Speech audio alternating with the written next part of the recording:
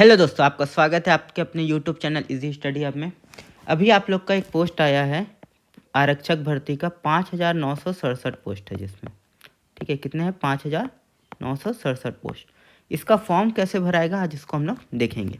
तो देखिए ये वाला जो लिंक है http वाला, ठीक है, cgstat.government.in ऑनलाइन फिर /online/user/login.aspx, इसका जो लिंक है इसको मैं अपने डिस्क्रिप्शन बॉक्स में भी डाल दूंगा।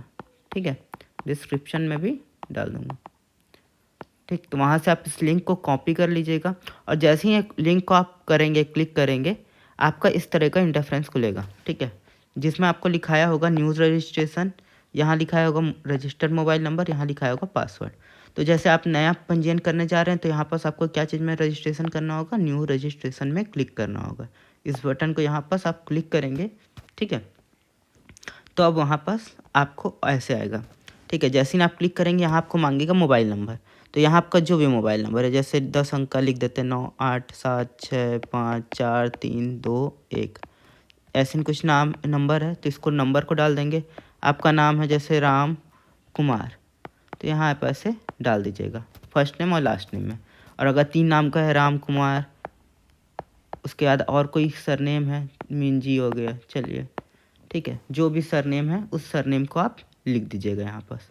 और यहाँ पास उसके बाद गेट OTP में आप क्लिक कर दीजिएगा। जैसे ही आप OTP पे क्लिक करेंगे, ठीक है, यहाँ क्लिक करेंगे, आपके पास एक OTP आएगा आपके मोबाइल नंबर पे। उस OTP को यहाँ पास आपके लिए खुल जाएगा, वहाँ पास OTP टाइप का। यहाँ इस OTP को डाल दीजिएगा, जो भी अंक का होगा उसको डाल दीजिएगा और यहाँ इसको सबमिट कर देना है। ठीक है, अब आप जैसे ही सबमिट करेंगे उसके बाद आपके पास नीचे में ऑप्शन आएगा क्रिएट पासवर्ड। तो इस पासवर्ड को, जैसे आपको जो भी नाम है, तो इसको पासवर्ड को बनाने का सबसे आसान तरीका क्या है, या तो आप 1 से 9 तक की गिनती लिख दीजिए, या तो सबसे आसान तरीका क्या होता है, जैसे आप कुछ भी नाम लिखे, जैसे आपका नाम राम ही हो गया, राम नाम से लिख रहे थे, राम लिखे, @ लिख दीजिए या हैशटैग लगा दीजिए, यहाँ 1 2 3 लिख दीजिए, 3 2 1 लिख लीजिए, या अपना डेट ऑफ बर्थ लिख लीजिए, जैसे आपका 1997 में डेट ऑफ बर्थ है या 2003 में डेट ऑफ बर्थ है, मतलब उस टाइप का लिख लीजिए, तो आपका आराम से पासवर्ड बन जाएगा। ठीक है, अब यहाँ पास आपके पास पासवर्ड हो गया और यहाँ आपका जो मोबाइल नंबर डाले थे इससे हम लोग आगे लॉगिन करेंगे। तो कैसे लॉगिन होगा, तो यहाँ देखिए आपका रजिस्टर्ड मोबाइल नंबर जो आप डाले थे 98765432 और उसका जो पासवर्ड बना है, जैसे राम @ जैसे भी जो भी बना है, या फिर 1 2 3 करके जो भी बना दिए पासवर्ड, आप उसको डाल दीजिएगा और यहाँ लॉगिन पे क्लिक कर दीजिएगा, तो ये पेज लॉगिन हो जाएगा। जैसे ही आप लॉगिन करेंगे आपको इस तरीके का दिखाई देगा। वहाँ लिखा होगा सबसे पहले बेसिक इन्फॉर्मेशन या मूलभूत जानकारी। तो इसमें आपका नाम मांगा है, तो नाम तो आपने यहाँ पर डाल दिया था। ठीक है, यहाँ पर आप नाम को एकदम श्योर शॉर्ट होकर डालिएगा कि ये सही लिखा रहा है कि नहीं, क्योंकि नाम चेंज नहीं हो पाएगा, नाम मोबाइल नंबर चेंज नहीं होता है। ठीक है, तो यहाँ आपका नाम जो होगा वो देखिए, जैसे यहाँ डलाया हुआ है घनश्याम साहू, तो पहले से यहाँ लिखाया हुआ आ गया घनश्याम साहू।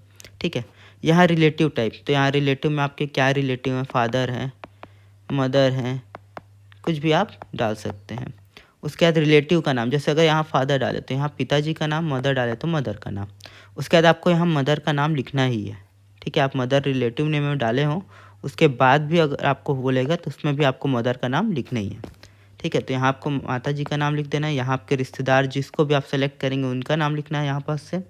उसके बाद लिंक छांट लेना है कि मेल फीमेल क्या है, आप उसको आपको यहाँ से क्लिक करेंगे, यहाँ से ओपन बॉक्स हो जाएगा, यहाँ मेल लिखाया होगा, फीमेल लिखाया होगा, तो उसको आप छांट लीजिएगा। उसके बाद यहाँ आता है जन्म दिनांक की बारी, तो यहाँ आपका जन्म दिनांक छांटना होगा कि आपका जन्म दिनांक कितना है। जैसे आज कितना तारीख है, किसी का 3/1/1997 है, तो यहाँ कैलेंडर से 3/1/1997 करना पड़ेगा। उसके बाद पूछता है छत्तीसगढ़ के निवासी। ठीक है, क्या आप छत्तीसगढ़ के निवासी हैं, तो यहाँ ऑप्शन होगा एक तो हाँ, एक होगा नहीं। तो आपको क्या भरना है, हाँ, क्योंकि हाँ ज़्यादा, क्योंकि उसमें बोला है कि छत्तीसगढ़ के निवासियों के लिए ही है, तो इसलिए आपको क्या भरना होगा, हाँ। ठीक, इतना तक आपको समझ में आया होगा। उसके बाद हम लोग क्या देखेंगे, फ़ोटो। फ़ोटो को क्या कैसे अपलोड करना है, देखिए यहाँ दिया हुआ है। फ़ोटो को इस फॉर्मेट में अपलोड करना है। ठीक है, पहले आपका फ़ोटो रहेगा, उसके बाद आपका साइन रहेगा, उसके बाद आपका नाम रहेगा, उसके बाद आपका अंगूठा का साइन रहेगा, मतलब अंगूठा का रहेगा। कौन से हाथ का अंगूठा, बाएं हाथ के अंगूठा का। ठीक, अब यहाँ क्या बोला है, डाउनलोड फॉर्मेट में प्रिंट निकालने पे उस पर फ़ोटो को जो होगा 3.5 सेंटीमीटर चौड़ाई और 4.5 सेंटीमीटर लंबाई का होगा। ठीक है, ये जो होना चाहिए ये 3.5 सेंटीमीटर, ये होना चाहिए 4.5 सेंटीमीटर। ये फ़ोटो की बात कर रहा है। ठीक, उसके बाद आपका जो होगा नीचे में आपको उसके बाद साइन होगा। फ़ोटो, पहले फ़ोटो, फिर साइन, फिर आपका नेम और उसके बाद फिर लेफ्ट हैंड का अंगूठा।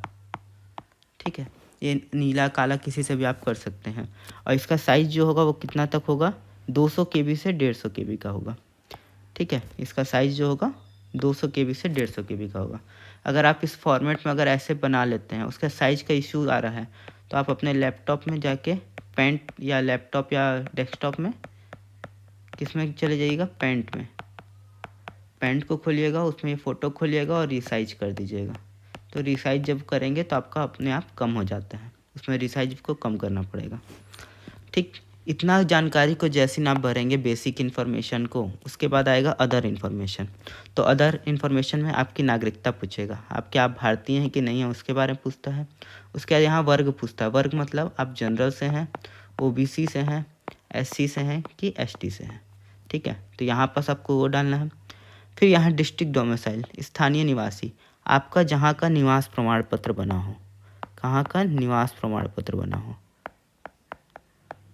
ठीक है, वहीं के आप डोमिसाइल कहलाएंगे। ऐसा नहीं है कि आप रायपुर में रह रहे हैं, ठीक है, रायपुर में रह के पढ़ाई कर रहे हैं तो आप वहाँ के स्थानीय निवासी हो। अगर आपका बना है बिलासपुर का तो आपको बिलासपुर ही डालना होगा, क्योंकि आप बिलासपुर में वहाँ आपका मेन निवास है। फिर वैवाहिक स्थिति में आपको क्या डालना है कि विवाह हुआ है तो यस, नहीं हुआ है तो नो। ठीक है, फिर ईमेल आईडी अपना डाल दीजिएगा। यहाँ पास आपका जो भी ईमेल आईडी हो उसको डाल देना है। उसके बाद हम लोग को क्या लिखना है यहाँ, पहचान चिन्ह। तो पहचान चिन्ह में सबसे आसान होता है क्या, मोल, मतलब आपका तिल। तो आप डाल दीजिएगा मोल ऑन, जहाँ पास हो, हैंड में हो, लेफ्ट हैंड में हो, राइट हैंड में हो, या फिर आप और डाल सकते हैं कट मार्क कहीं हो कि cut mark on right hand, left hand या लेग में हो। ठीक है, तो इसको डाल सकते हैं। फ़ोटो आइडेंटिफिकेशन नंबर, ठीक है, फ़ोटो परिचय पत्र नंबर, तो इसमें आप आधार का भी डाल सकते हैं। ठीक है, सबसे आसान रहता है आधार कार्ड का डालना। और वो नहीं डाल सकते हैं तो आप वो डाल सकते हैं, क्या बोलते हैं, वोटर आईडी। ठीक है, ये सब चीज़ आप डाल सकते हैं। अब उसके नीचे आते हैं। उसके बाद जैसे ही आपका अदर इन्फॉर्मेशन कंप्लीट होगा तो आपको वहाँ खुलेगा क्या, प्रेजेंट एड्रेस। प्रेजेंट एड्रेस मतलब वर्तमान का पता, मतलब अभी आप कहाँ रह रहे हैं। तो उसका मकान नंबर डालना है, उसका स्ट्रीट मतलब किस रास्ते में है, कौन सा गांव या शहर है, कौन सा राज्य है, कौन सा ज़िला है और वहाँ का पिन कोड क्या है। मतलब क्या होता है कि कई लोग, जैसे हम लोग छत्तीसगढ़ में देखते हैं कि अंबिकापुर के लोग जो हैं ज़्यादातर कहाँ जाते हैं पढ़ाई करने, बिलासपुर चले गए। ठीक, तो अब वो क्या डाल सकते हैं, स्थान वर्तमान पता में बिलासपुर का पता डाल दीजिए, और जो इनका मूल पता है, स्थाई पता, इसमें क्या डाल सकते हैं, अंबिकापुर का पता, क्योंकि आपका स्थाई तो यही है, आपका घर तो अंबिकापुर में है, या कोई गांव का है वो कहीं और आ रहा है। तो स्थाई पता मतलब आपका जो मेन घर है, जो आपका मेन घर है वहाँ का पता डालना है। और अभी आप जहाँ रह रहे हैं उसको क्या बोलेंगे, वर्तमान पता। ठीक है, कई लोग किराए के घर में भी रहते हैं तो वर्तमान पता में किराए वाला घर जॉब के कारण हो जाता है कि दूसरी जगह जाके रह रहे हैं तो वहाँ का वर्तमान पता हो जाएगा, लेकिन आपका घर का स्थायी पता अलग हो जाएगा, तो आप उसको डाल सकते हैं। उसके बाद घोषणा पत्र है, तो यहाँ आपको क्या करना है, आई एग्री में जाके टिक करना है। उसके बाद यहाँ जैसे लिखाया है, यहाँ क्या लिखा है, XUUB4T, इसको यहाँ पास आपको क्लिक कर देना है। उसके बाद यहाँ पास आपको क्या करना है, सबमिट का बटन दबा देना है। जैसे ही सबमिट करेंगे आपका फॉर्म जो है आधा से ज़्यादा कंप्लीट हो चुका, मतलब आपका रजिस्ट्रेशन मतलब पहला पेज कंप्लीट हो चुका है। अब उसके आगे क्या आएगा कि आपको कहाँ कहाँ क्या चीज़ चाहिए, कि मतलब कि प्री रिक्वेस्टेड, मैं प्रमाणित करता हूँ कि छत्तीसगढ़ राज्य की मूल निवासी हूँ, तत्संबंधी प्रमाण पत्र दस्तावेजों के परीक्षण के समय प्रस्तुत करूँगा। ठीक है, अब उसके बाद यहाँ करते हैं, पहले तो यहाँ आपको क्या चीज़ करना है, ज़िला सेलेक्ट करना है, कौन से ज़िला के लिए। ठीक है, कि रायपुर, बिलासपुर, सरगुजा, बीजापुर, बस्तर, कौन से ज़िला के लिए आप भर रहे हैं उसको सेलेक्ट करना है। उसके बाद एजुकेशन क्वालिफ़िकेशन करना है कि आप किस एजुकेशन मतलब कहाँ तक पढ़े हैं, 10th तक पढ़े हैं, 12th तक पढ़े हैं। ठीक है, या फिर जैसे दिया है कि क्या बोलते हैं नक्सल प्रभावित क्षेत्रों के लिए 5th तक की मांगा है, ठीक है। तो और इस तरीके के क्षेत्र के लिए आप कहाँ तक पढ़े हैं, मिनिमम अर्हता क्या मतलब मैक्सिमम अर्हता आपकी क्या है, शैक्षणिक अर्हता, उसको आपको यहाँ डालना है। उसके बाद अगर उसके अलावा भी अगर कुछ पढ़े हैं, जैसे कई लोग PGDCA भी किए रहते हैं, तो भी डाल सकते हैं कि हाँ PGDCA किए हैं अलग से अन्य शैक्षणिक योग्यता में। क्या आप बोनस अंक से संबंधित पात्रता रखते हैं, यस या नो, कब केस में करना है। अगर आप NCC और NSS में भाग लिए हैं तब आपको क्या करना है, यस, और नहीं लिए हैं तो आपको क्या करना है, नो, ठीक है। तो NCC और NSS जो कर रहे हैं उनको यस करना, बाकी को नो करना है, मतलब जिनके पास ये प्रमाण पत्र हो। क्या आप उच्चतर आयु सीमा में छूट की पात्रता रखते हैं। देखिए, तो छूट की पात्रता के लिए भी कल मैं एक वीडियो डाला था, ठीक है। उसमें बताया था कि उसमें क्या क्या छूट है, कितने लोगों को 10 वर्ष की छूट है, किसी को 5 वर्ष की छूट है। तो वहाँ से आप देख सकते हैं कि किसको किसको छूट मिल जाएगी। क्या आप भूतपूर्व सैनिक हैं, तो यह अगर हैं तो हाँ, नहीं है तो नहीं, ठीक है, वहाँ क्लिक कर दीजिएगा। इससे आगे बढ़ेंगे तो क्या आप नगर सैनिक हैं। देखिए, भूतपूर्व सैनिक वाला तो हो गया था। फिर उसके बाद पूछा क्या आप नगर सैनिक हैं, हाँ है तो यस, नहीं है तो ये वाला क्लिक। फिर क्या आप सहायक आरक्षक हैं, अगर हैं तो हाँ, नहीं है तो नहीं में क्लिक कर देना है।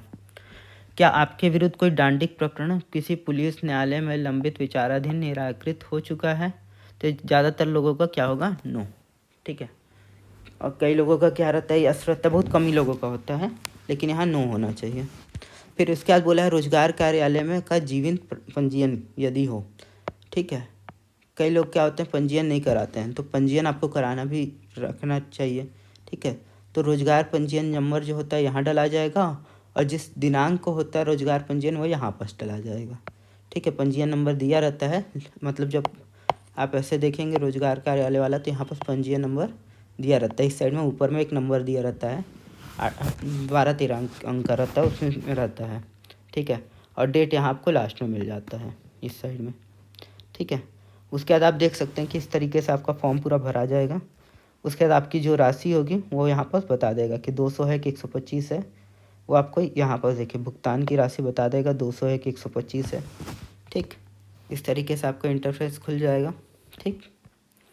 उसके बाद आप क्या करेंगे कि यहाँ पर सबमिट फिर करेंगे, कैप्चा फिर आएगा, फिर उसको सबमिट किए तो आपको यहाँ पर उसके लिए जाएगा। सबमिट करने के पश्चात आपके डिस्प्ले में ये प्रदर्शित होगा, ठीक है, इस तरीके का प्रदर्शित होगा। तो आपको क्या करना है, ओके पे टिक कर देना है। किस पे टिक कर देना है, ओके पर टिक कर देना है। ओके करने के बाद आपके पास भुगतान का ऑप्शन आ जाएगा। तो यहाँ आपको ID नंबर वहीं से दिया रहेगा, कांस्टेबल भर्ती ये सब का दिया है, नेम आपको ईमेल ID ये सब दिया है।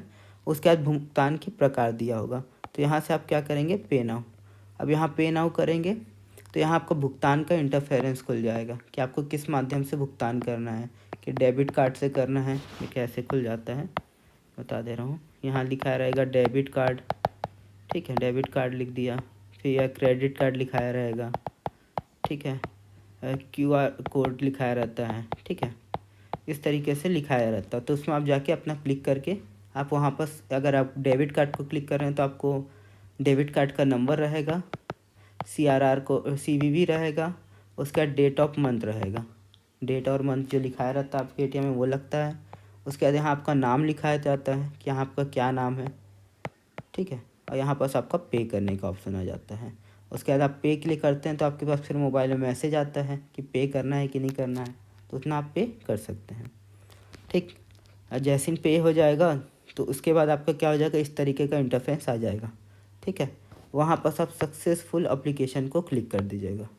जैसे ही आप सक्सेसफुल एप्लीकेशन को क्लिक करेंगे आपको इस तरीके का दिखाएगा एप्लीकेशन डिटेल। और जैसे ही एप्लीकेशन डिटेल में जाएंगे यहाँ से प्रिंट का ऑप्शन करिएगा तो आपका पूरा पेज खुल जाएगा, वहाँ से आप प्रिंट कर सकते हैं, ठीक। और आप अगर दोबारा इसमें लॉगिन करना चाहें, मतलब अगर आप नई गलती से, क्या होता है कई लोग प्रिंट नहीं कर पाते हैं, तो क्या हो जाता है कि लगता है कि प्रिंट नहीं हो पाया, तो आप फिर से वाले इंटरफेरेंस पे आएंगे, यहाँ अपना मोबाइल नंबर डालेंगे जो आपका मोबाइल नंबर था, और यहाँ पासवर्ड। तो इसके बाद डायरेक्टली यही वाला पेज खुल जाएगा, ठीक है, ये वाला पेज खुल जाएगा। तो यहाँ से आप फिर से भी कर सकते हैं, सक्सेसफुल एप्लीकेशन को डाउनलोड कर सकते हैं। तो इतना ही था दोस्तों इसमें कि कैसे फॉर्म भरना है। अगर वीडियो पसंद आया तो प्लीज़ इस चैनल को लाइक शेयर और सब्सक्राइब जरूर करिएगा। Thank you.